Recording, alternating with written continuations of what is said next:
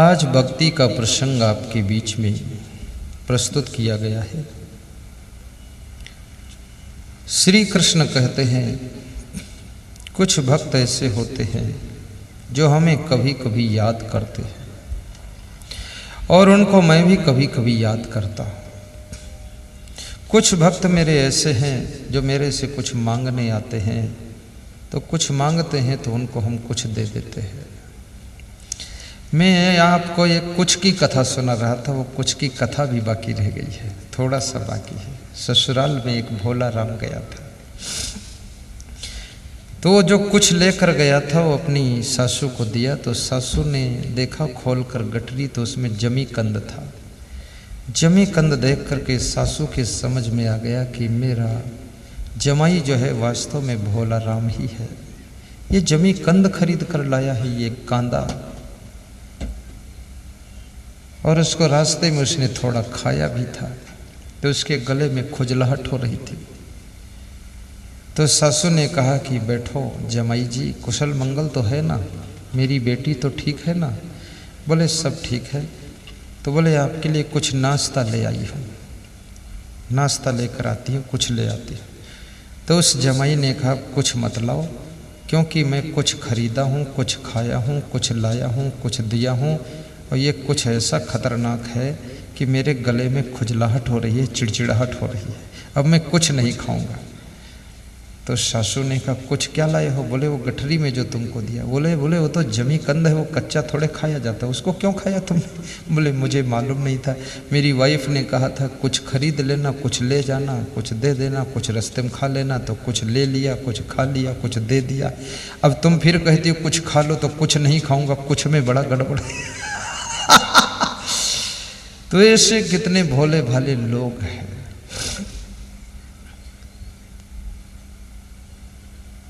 कृष्ण कहते हैं कि कुछ भक्त ऐसे होते हैं जो मेरा ध्यान कभी कभी करते हैं और कभी कभी भूल जाते हैं।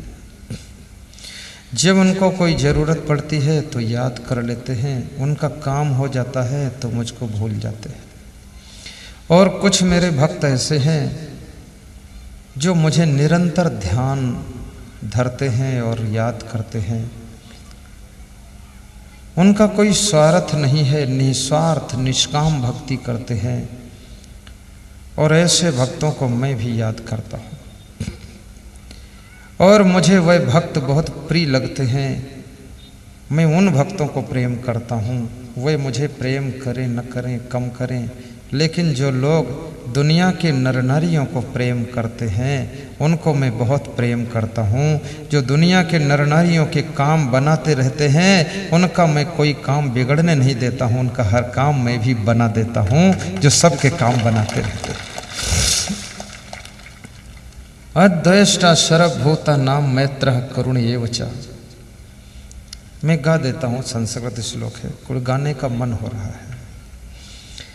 अद्वेष्टा सर्वभूतानां मैत्रः करुण एव च, निर्ममो निरहंकारा समदुःख सुखक्षमी, संतुष्टा सततं योगी यतात्मा दृढ़निश्चया, मयि अर्पित मनोबुद्धि यो मद्भक्ता समे प्रिया।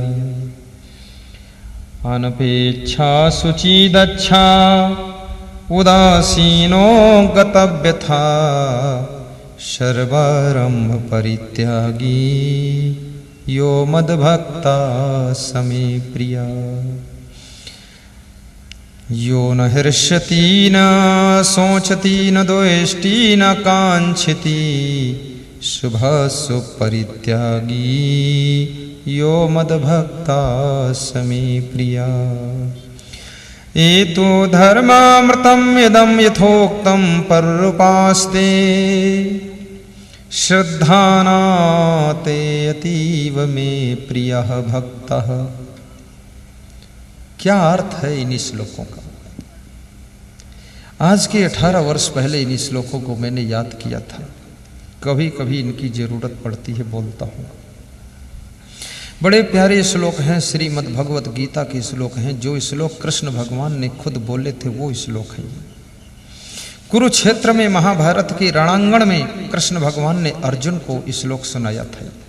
वही श्लोक आज भाट पचलाना की धरती पर मैं सुना रहा हूँ और तुम सुन रहे हो। तुम अर्जुन हो, मैं कृष्ण तो नहीं हूँ, लेकिन मैं तो केवल संत हूँ, पर तुम अर्जुन बनकर सुन रहे हो। अर्जुन का अर्थ क्या होता है? अर्जुन का अर्थ होता है जहाँ से जो भी नया नया गुण मिले उसको अर्जित करने वाला ही अर्जुन होता है। जो विभिन्न नए नए गुणों को, नई नई कलाओं को अपने अंदर अर्जित कर लेता है, संग्रहित कर लेता है, एकत्र कर लेता है, उसी का नाम अर्जुन होता है। और जो अर्जुन होता है वही जीवन के युद्ध में, महाभारत में सफलता प्राप्त करता है। जो भक्त सभी नर नारियों से प्रेम करता है, प्रिय वाणी बोलता है, किसी से द्वेष और नफरत नहीं रखता है, उस भक्त को मैं भी प्रेम करता हूँ। मेरा प्रेम जो पाना चाहता है वो अपने परिवार के सदस्यों से प्रेम करे, पास पड़ोसियों से प्रेम करे, रिश्तेदारों से प्रेम करे, मिलने वालों से प्रेम कर रिश्ता जोड़े, उसी से मैं प्रेम करता हूँ। जो अपने घर में नफरत करता है, जो अपने भाइयों से नफरत करता है, पड़ोसियों से नफरत करता है, जो रिश्तेदारों से द्वेष मानता है, मैं उससे कभी प्रेम नहीं करता हूँ। मैं उन्हीं को प्रेम करता हूँ जो लोग सबसे प्रेम रखते हैं, उनको फिर मैं प्रेम करने लग जाता हूँ। कितनी बड़ी बात है। अद्वेष्टा सर्वभूतानां। और इतना ही नहीं, कृष्ण कहते हैं सर्वभूतानां।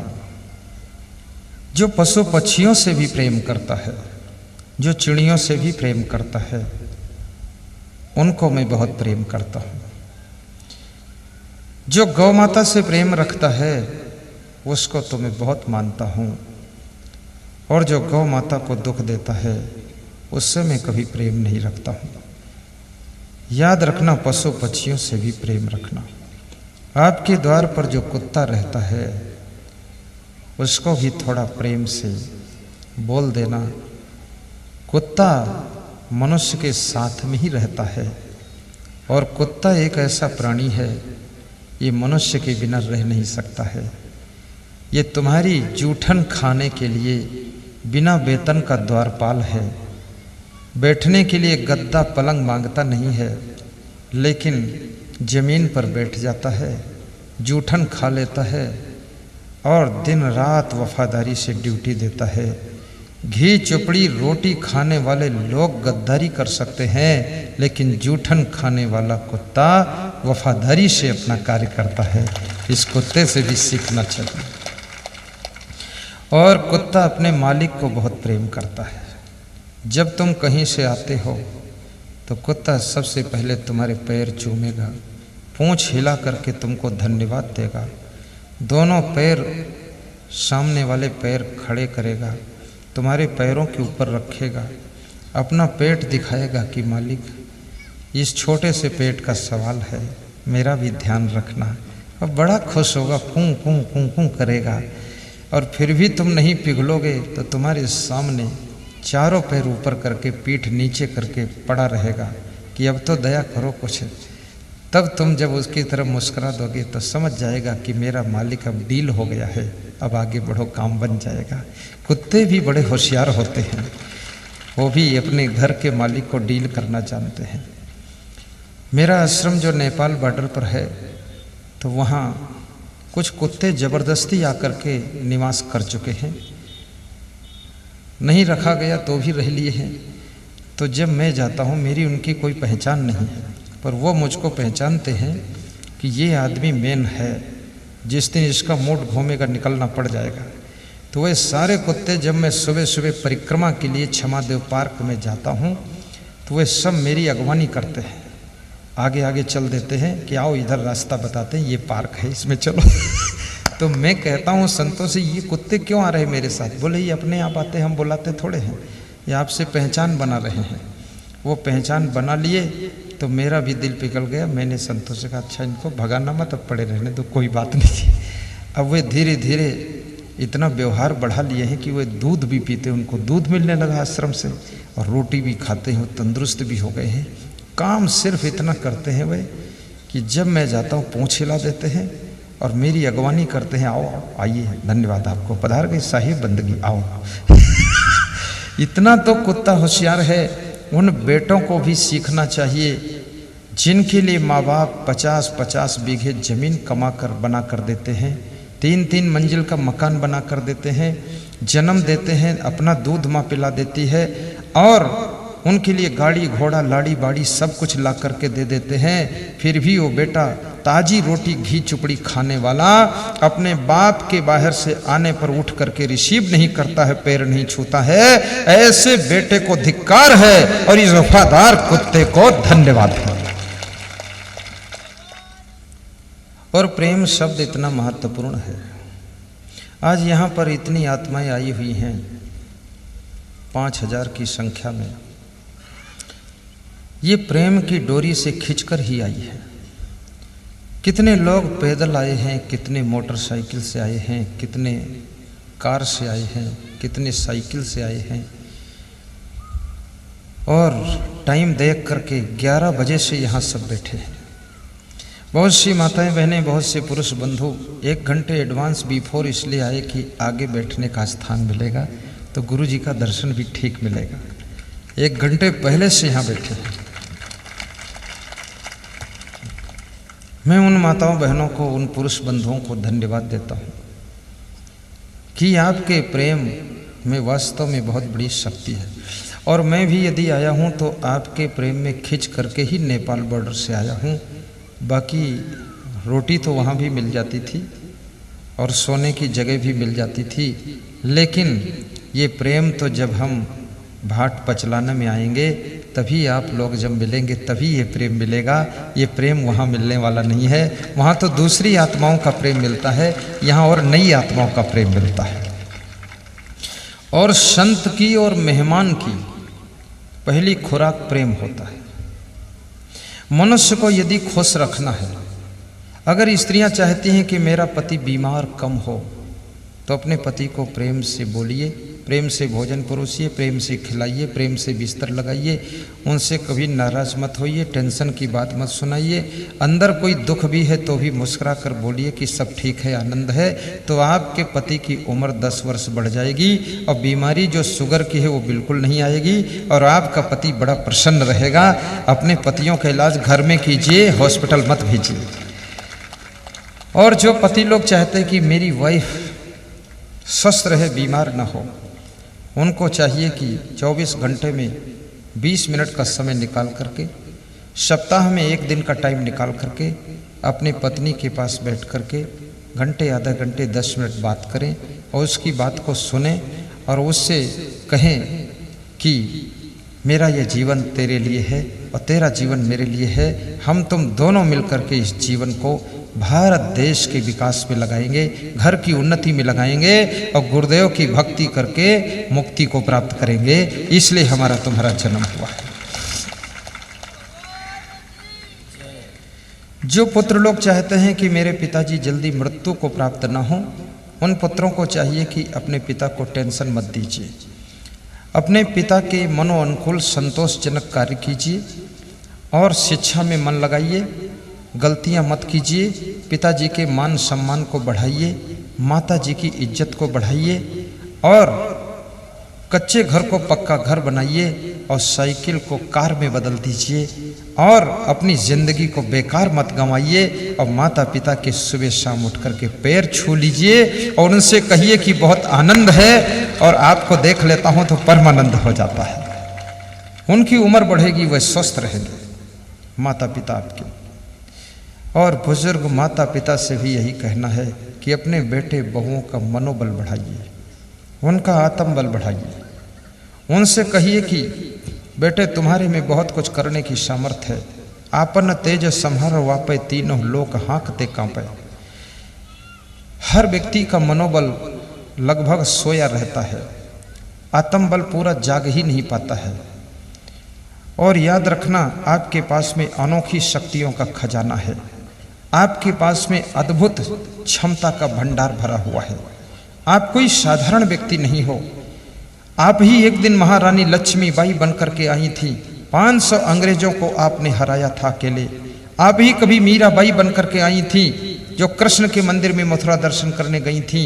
आप ही कभी दुर्गाबाई, अहिल्याबाई बनकर के आई थी, जिन्होंने इस देश में नाम कमाया था। और आप ही कभी सीता सती सावित्री का रूप धारण करके आई थी। कभी सेवरी बन करके तुमने भक्ति किया था, राम को बेर खिलाया था। आज तुम इस रूप में आई हो और अपने संत गुरु की सेवा कर रही हो, परिवार को संभाल रही हो। अपने आत्म बल को बढ़ाइए। ये रोने धोने के लिए जिंदगी नहीं है, ये सोने खाने के लिए जिंदगी नहीं है, ये लड़ने झगड़ने के लिए जिंदगी नहीं, कलह कलेश करने के लिए जिंदगी नहीं है। ये जिंदगी तो बंदगी के लिए है। और जिसकी जिंदगी में बंदगी का प्रवेश हो गया और जिसकी जिंदगी की गंदगी दूर हो गई, उसकी जिंदगी धन्य हो जाती है, उसका जीवन मंगलमय हो जाता है।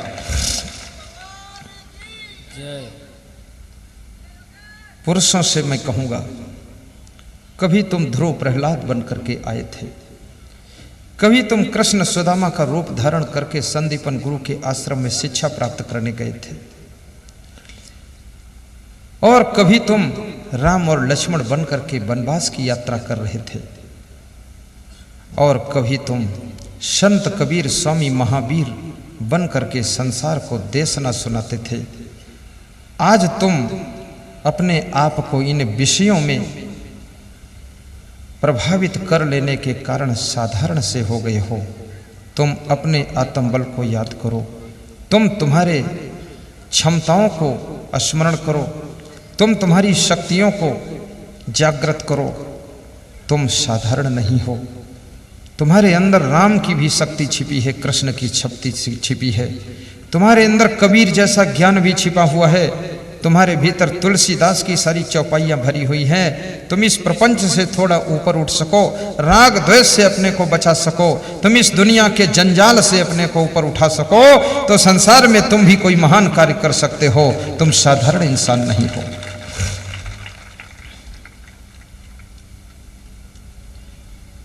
मैंने सुना है 2 बच्चे खेलते खेलते गांव से बाहर चले गए। एक बगीचे में खेल रहे थे, तो जो बड़ा बच्चा था, बगीचे में कुआं था, उसमें गिर गया। तो छोटा बच्चा बहुत चिल्लाया। 8 साल की उम्र थी उसकी, और 11 साल की उम्र वाला कुएं में गिर गया। तो उसने हल्ला मचाया, शोरगुल मचाया कि आओ बचा लो, मेरा मित्र गिर गया, डूब गया, डूब गया, मर गया, मर गया। कोई आया ही नहीं, कोई सुना ही नहीं, कोई पहुंचा ही नहीं। तो उसने देखा कि तो मर ही जाएगा। तो पास में देखा कि एक बाल्टी और रस्सी पड़ी है, तो रस्सी को बाल्टी में बांधा और तुरंत बाल्टी को कुएं में डाल दिया और अपने मित्र से कहा तू पकड़ ले, मैं खींचकर बाहर लाता हूँ। अब वो इतना कमजोर था छोटा बच्चा 8 साल का कि 11 साल के वजन बच्चे को खींच नहीं पा रहा था, लेकिन किसी तरह से फुल ताकत लगा करके खींच के बाहर निकाल करके डाल दिया। और फिर स्वयं भी गिर गया, हफ गया, फेफड़े फूल गए, और दोनों गले मिले। बोले अरे मर जाते, क्या होता, आज तो बहुत गड़बड़ हो गया, चलो घर चलो, अगर घर के लोग जानेंगे तो बहुत पिटाई भी होगी आज। और जब वे दोनों गांव को आए तो बच्चे थे, बच्चों के पास में उतनी चालाकी नहीं थी। ये चालाकी तो सीखने में भी टाइम लगता है, इसमें बहुत उम्र चली जाती तब चालाकी सीख पाता आदमी। तो बच्चों ने एक को बताया, दूसरे को बताया, तीसरे को बताया, बात खुल गई, गाँव के लोग जान गए, घर के लोग जान गए। तो घर वालों ने उनको बुलाया और बिठाया, और गांव के लोग इकट्ठे हुए कि इतनी बड़ी दुर्घटना हो गई कि बच्चा कुएं में गिर गया और ये छोटा बच्चा उसको खींचकर बाहर कैसे निकाला। ये तो इतना कमज़ोर है, ये कैसे खींचकर निकाल पाएगा, ये तो बात समझ में नहीं आती है। तो गांव में एक आदमी मुखिया रहता था, उससे पूछा गया कि भाई तुम बताओ, ऐसा तो ये बात गलत कह रहा लग रहा है।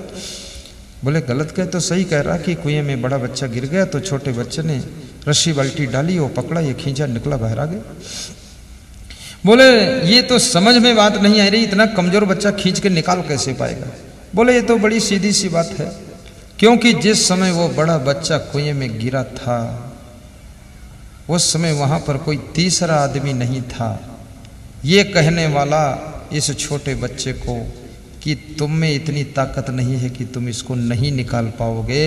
अगर कोई नेगेटिव बात कहने वाला होता तो ये नहीं खींच पाता, वहाँ कोई कुछ कहने वाला नहीं था, इसलिए इसका मनोबल बढ़ा और इसने खींच कर बाहर निकाल दिया। याद रखना, नेगेटिव बात बोलने से मनोबल कमजोर होता है। पॉजिटिव बात बोलिए, अपने पति के भी मनोबल को बढ़ाइए, अपने बेटों के मनोबल को बढ़ाइए। प्रेम की गंगा बहाते चलो, प्रेम की गंगा बहाते चलो, ज्योति से ज्योति जलाते चलो, ज्योति से ज्योति जलाते चलो। प्रेम की गंगा बहाते चलो, गुरु चरणों में मन को लगाते चलो, गुरु चरणों में मन को लगाते चलो, प्रेम की गंगा बहाते चलो, प्रेम। और ये गंगा बहाते चलो, अपने बूढ़े माँ बाप के लिए भी बहाना, ये प्रेम की गंगा अपने बेटे बहुओं के लिए भी प्रवाहित करना। छिपरा माँ में स्नान करते करते तुम्हारा स्वभाव भी छिपरा जैसा निर्मल हो जाए, तुम्हारा जीवन प्रेम की गंगा बन जाए। पोथी पढ़ी पढ़ी जग मुआ, पंडित हुआ न कोई, 2.5 अक्षर प्रेम का पढ़े सो पंडित हो। पोथी पढ़ी पढ़ी जग मुआ, पंडित हुआ न कोई, 2.5 अक्षर प्रेम का पढ़े सो पंडित हो।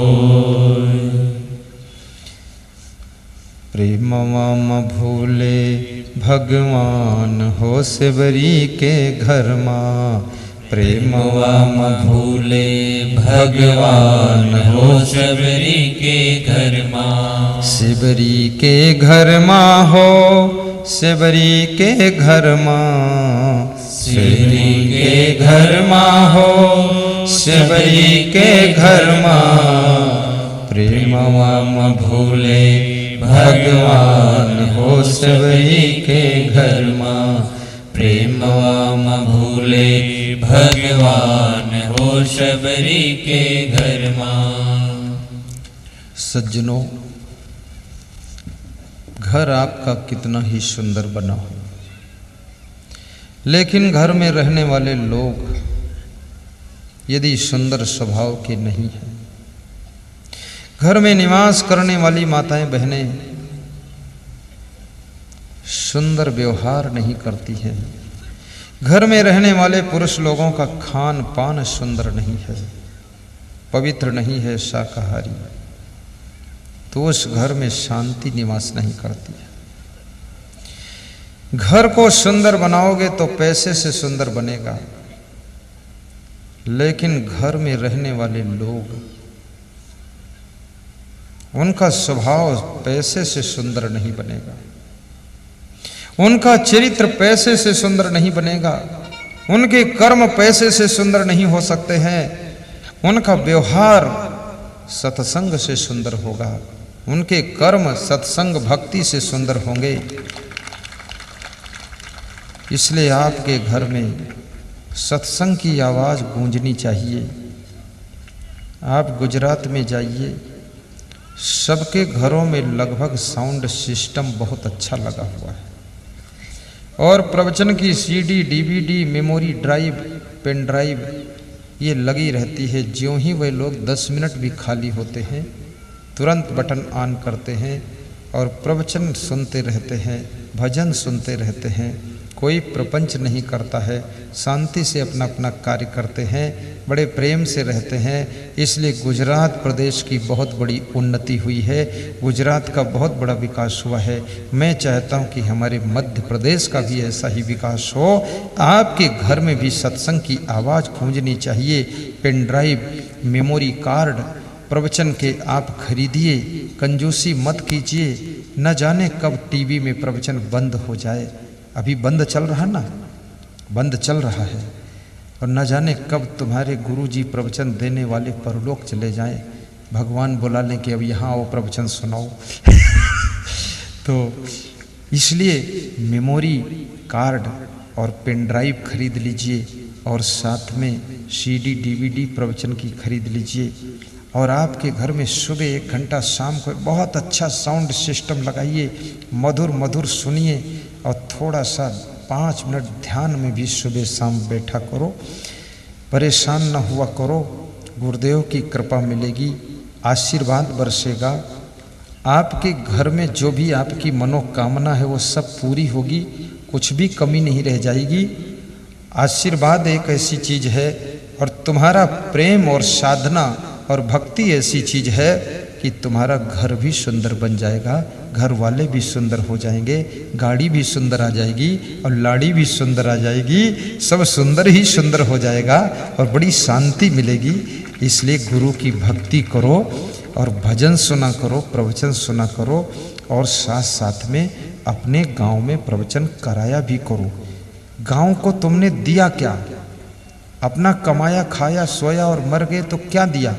गांव को, रिश्तेदारों को, आज मैं यहाँ देख रहा हूँ भाट पचलाना में अधिकतर घरों में सब रिश्तेदार भरे हुए हैं, सबके घर खचाखच भरे हैं, ऐसा लगता है कि त्योहार मनाया जा रहा है।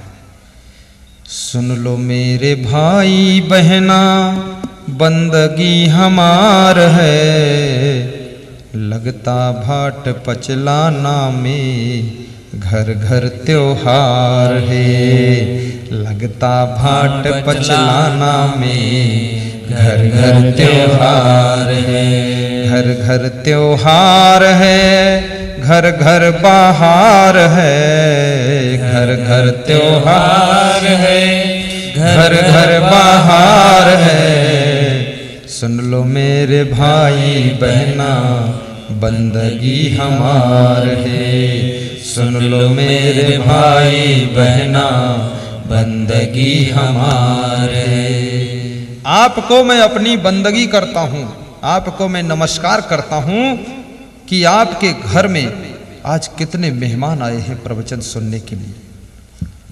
अभी प्रतापगढ़ से कुछ परिवार आया है तो कह रहे थे कि हम आपके दर्शन ही कभी नहीं कर पाए।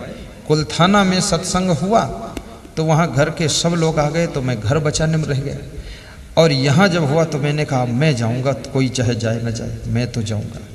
तो लोगों को दर्शन का लाभ भाट पचलाना वालों की कृपा से मिला है।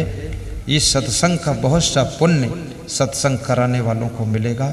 मैं आशीर्वाद मांगता हूँ अपने गुरु महाराज से कि आयोजक मंडल को बहुत बहुत आशीर्वाद देना, इनकी मनोकामनाएं भी पूरी हों और ऐसा प्रोग्राम कराने वाले सदैव सुखी रहे। भक्ति से ही शांति मिलेगी। तो कबीर साहब कहते हैं, भक्ति का स्वरूप आज समझा रहा हूं। अरब खरब लो द्रव्य हो, उदय अस्त लो राज, भक्ति महातम ना तुले, ये सब कौने का। कबीर साहब कहते तुम अरबपति हो जाओ, खरबपति हो जाओ और बहुत बड़ा राजपाट तुम्हारे पास हो जाए, लेकिन यदि भक्ति नहीं है तो आपके लिए ये सब राजपाट धन दौलत बोझा है। और यदि आपके पास में भक्ति आ जाए तो ये राजपाट सब मंदिर की तरह है, ये बोझा नहीं बनेगा, ये पूजा बन जाएगा।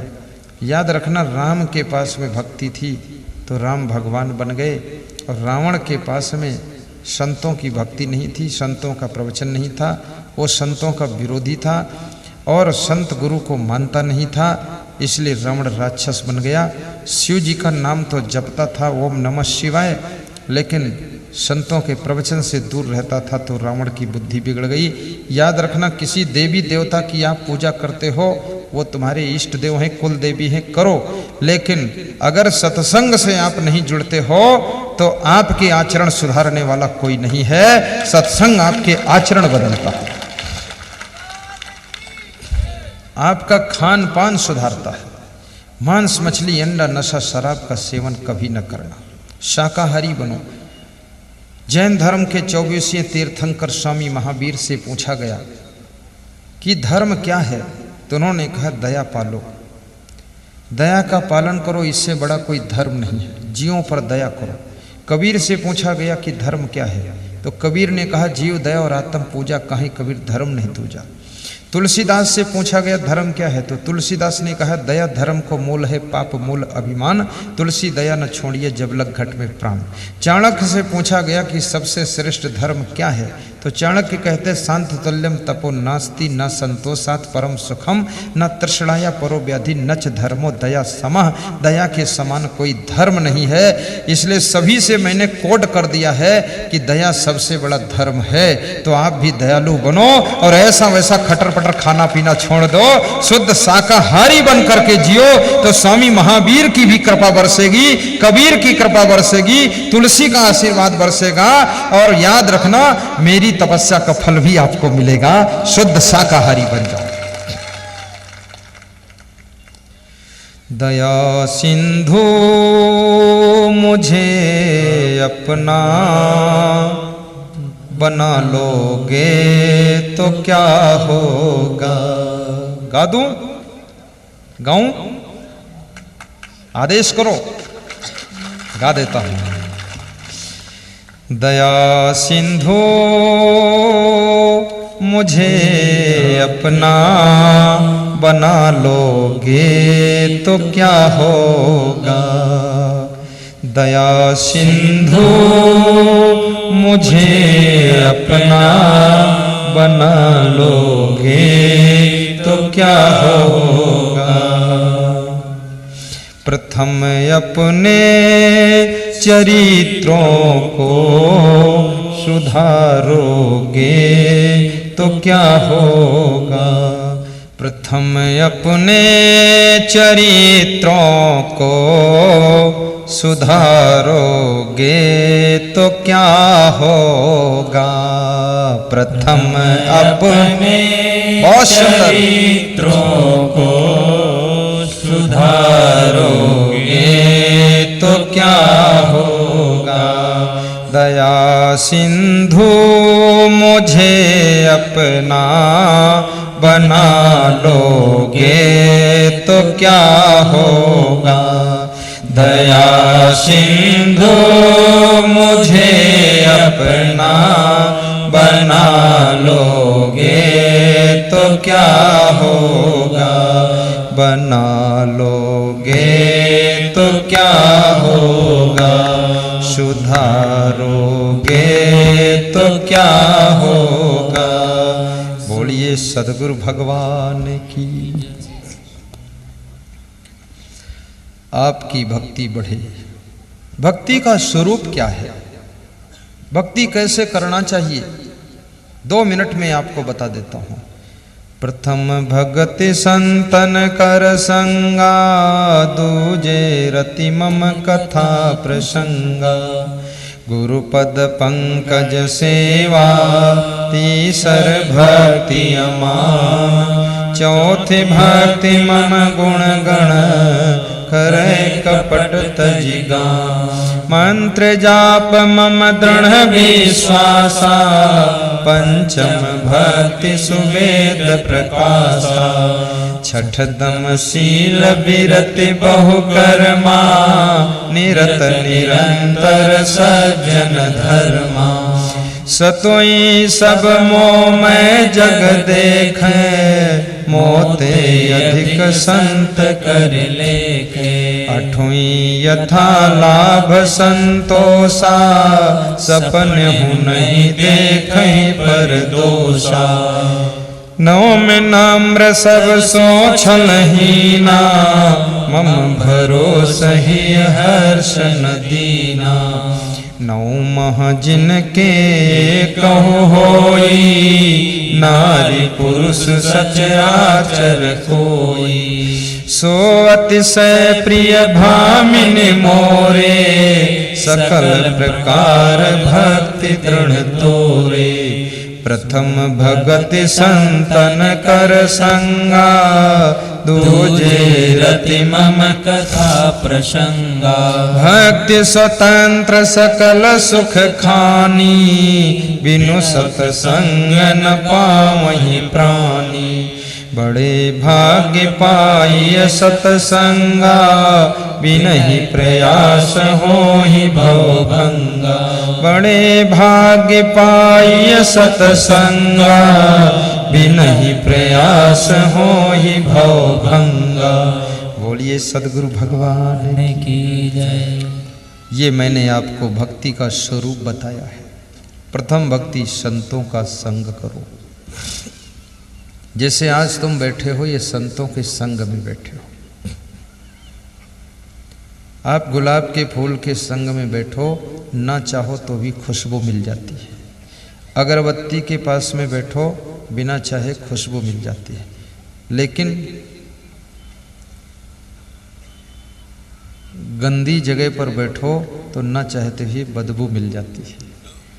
और जहाँ सांप रहते हो वहाँ बैठो तो ना चाहते हुए डर और भय मिल जाता है। और जहाँ शोरगुल हो रहा हो, ना चाहते हुए तुम डिस्टर्ब हो जाते हो। जहाँ शांत वातावरण हो, वहाँ ना चाहते हुए भी तुम शांत हो जाते हो। ऐसे संतों के संग में तुम बैठे हो, तो ये प्रथम भक्ति आज आपकी शुरू हो गई है। 8 भक्ति और बची हैं, जिसमें दूसरी भक्ति आपने कथा भी सुना है, वो भी हो गई। और तीसरी भक्ति गुरु के चरणों में अगर प्रेम है तो वो भी हो गई। और चौथी भक्ति यदि छल कपट नहीं है तो वो भी हो गई। और 5वीं भक्ति यदि गुरु मंत्र सुना है, उसका मनन करते तो वो भी हो गई। और 6ठी भक्ति यदि मंद इंद्रियां बस में है तो वो भी हो गई। और 7वीं भक्ति अगर भगवान से भी बड़ा मोते अधिक संत कर देखे, संतों को मानते हो तो वो भी हो गई। और अगर आत्मा में संतोष है तो 8वीं भक्ति भी हो गई। और यदि आपके पास में छल कपट नहीं है, हर्ष शोक नहीं है, कभी दुखी नहीं होते, तो समझ लो 9वीं भक्ति हो गई। और यदि सारी भक्ति हो गई तो लास्ट में तुम्हारी आत्मा की मुक्ति भी हो गई।